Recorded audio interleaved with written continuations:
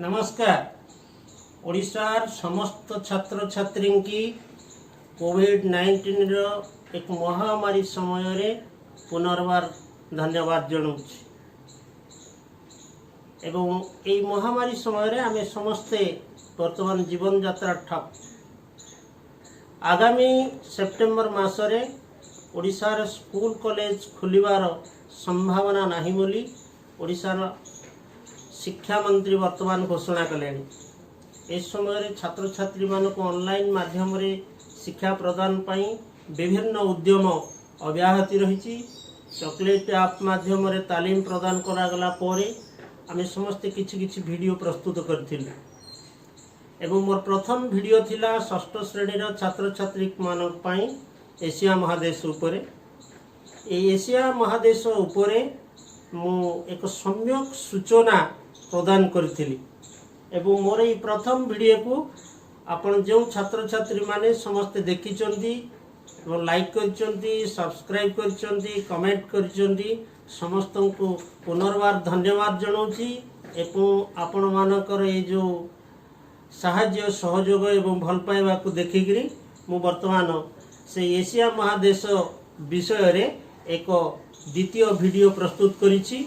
एवं यही वीडियो माध्यम रे मु एशिया महादेशर आयतन, अवस्थिति, देश ए सब विषय रे विस्तृत भाव रे किछि सूचना दवा पई उद्यम करूछि। समस्ते मन दे देखियो ए कथा मु आशा रखुछि। प्रथम वीडियो रे पिला माने मु तुमको कहि दिली एशिया महादेशर एक छवि तमे आटलास रु नब किंबा तुम बही रु नब नेकि अंकन कला पोरे 44टा देश जो अछि ताकू लगेइबो। ए विषय रे एक कमेंट आसीची मध्य एशिया महादेशर 44टा देश नाही, प्रकृत रे 49टा देश अछि। किंतु से 49टा देश जो अछि मु 44टा कहितली एवं 49टा 44 और 49 भीतर पार्थक्य होछि 5। एवं से जो 5टी देश से 5टी देशर किछि अंश एशिया महादेश रे रहिछि एवं किछि अंश यूरोप महादेश रे मध्य रहिछि। से जो 5टी देश जो गुडा को उभय महादेश मध्य रे अछि से गुडी को होछि रूसिया, जॉर्जिया, उज्बेकिस्तान, काजाकिस्तान एवं तुर्की। ए पांचटा का नाम मन रखिबो। रूसिया, जॉर्जिया, उज्बेकिस्तान, काजाकिस्तान एवं तुर्की।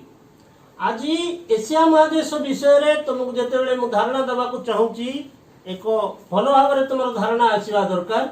एटा होची एशिया महादेशर एक मानचित्र। ए एशिया महादेशर एटा होची दक्षिण भाग, एटा होची उत्तर भाग, एटा होची पूर्व भाग एवं एटा होची पश्चिम भाग। एवं यही जो एशिया महादेश ए विषय रे जेतेबेले तुमको प्रथम वीडियो रे कहिदिली सेतेबेले कहिदिली यार उत्तर भाग रे रहिछि सुमेरु महासागर, पूर्व रे रहिछि प्रशांत महासागर, दक्षिण रे रहिछि भारत महासागर एवं दक्षिण पश्चिम को रहिछि एशिया महादेश रो ए जो दक्षिण आ ये जो एटा होछि कोन पश्चिम। ए दक्षिण पश्चिम को रहिछि आफ्रिका एवं संपूर्ण रूपे यार पश्चिम भाग रे रहिछि कि से यूरोप महादेश।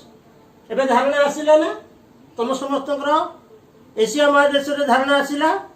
यार दक्षिण रे रहिछि भारत महासागर, यार पूर्व रे रहिछि प्रशांत महासागर, यार उत्तर रे रहिछि सुमेरु महासागर, पश्चिम रे रहिछि यूरोप महादेश एवं दक्षिण पश्चिम को रहिछि आफ्रिका महादेश।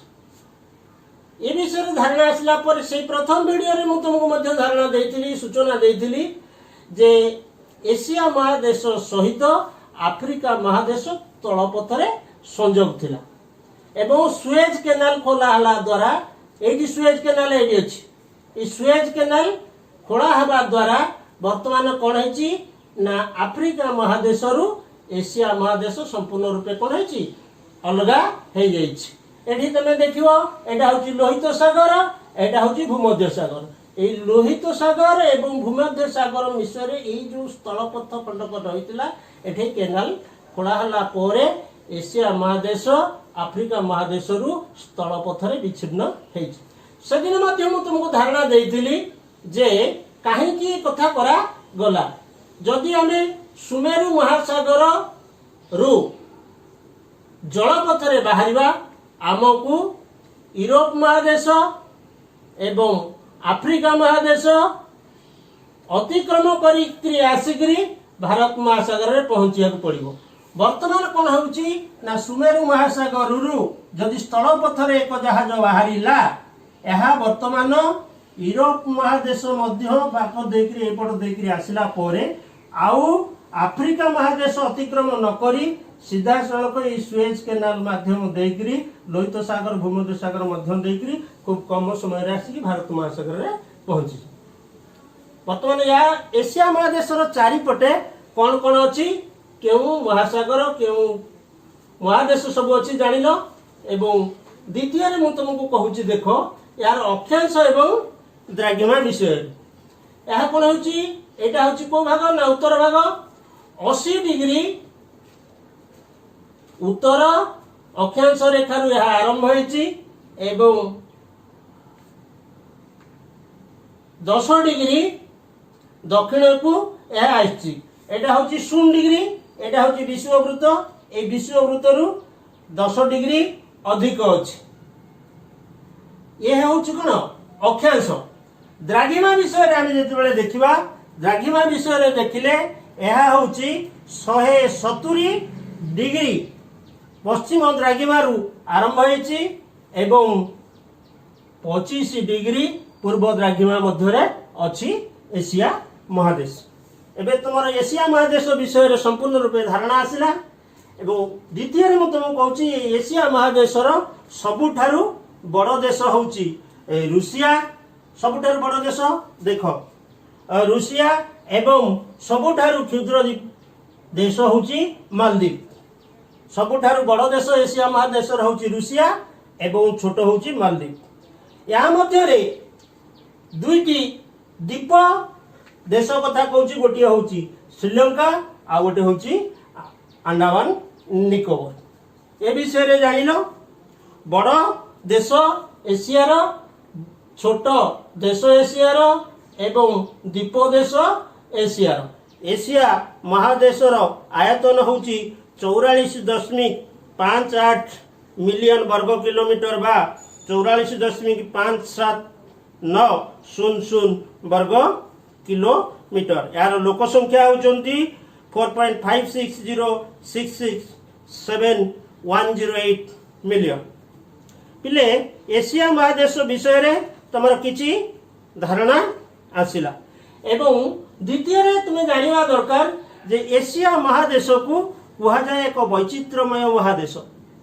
ଏସିଆ ମହାଦେଶକୁ କାହିଁକି ବୈଚିତ୍ର୍ୟମୟ ଦେଶ କୁହାଯାଏ? ଏଠି ବିଭିନ୍ନ ଧର୍ମ, ବିଭିନ୍ନ ଭାଷାଭାଷୀର ଲୋକ ଅଛନ୍ତି।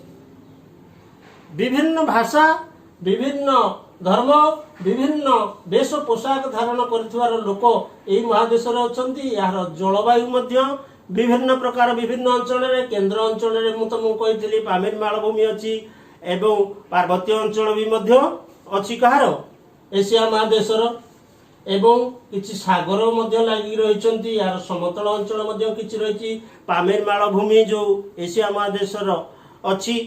ତେଣୁ ଏହିସବୁ ଦୃଷ୍ଟିରୁ ଏସିଆ ମହାଦେଶକୁ ଏକ ବୈଚିତ୍ର୍ୟମୟ ମହାଦେଶ କୁହାଯାଏ। କାରଣ ଦେଖ ଆମ ଏକ ଭାରତ, ଭାରତରେ ବିଭିନ୍ନ ଭାଷାଭାଷୀର ଲୋକ ଅଛନ୍ତି।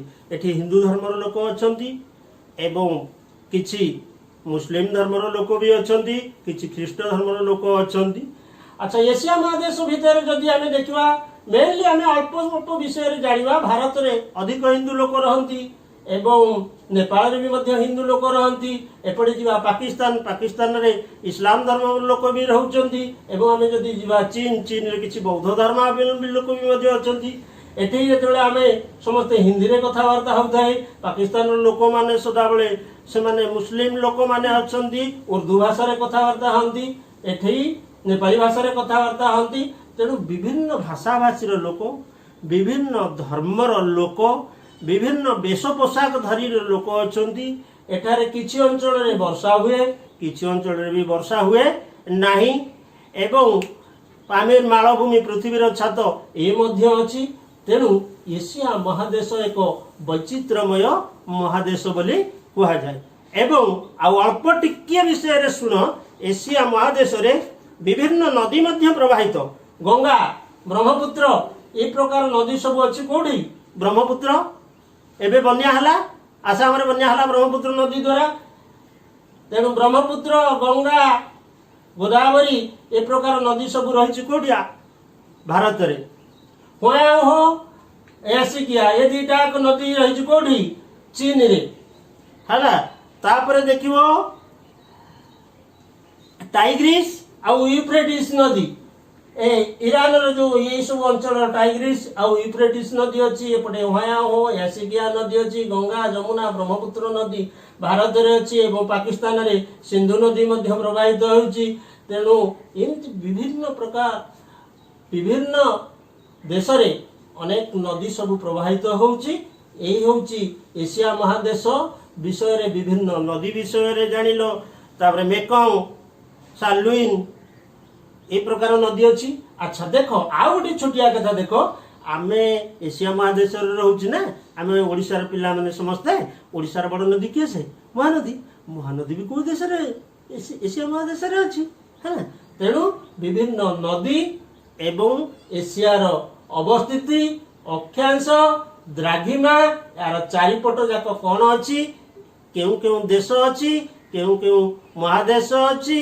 ए सब विषय रे तमर आज किछि धारणा आसीथिबो बोली मु आशा करिकरी ए वीडियो एतिकिरे रखुची एवं आगामी दिन रे यार जलवायु प्राकृतिक उद्भिद वन्यजंतु ए विषय रे तमे जानिबो जदि तुमर पुनर्बार साहाय्य आ सहयोग रहिबो पुणी लाइक करिवो शेयर करिवो आ कमेंट देबो ताहले आमे आउरी वीडियो मध्ये तम पई प्रस्तुत करिवा धन्यवाद।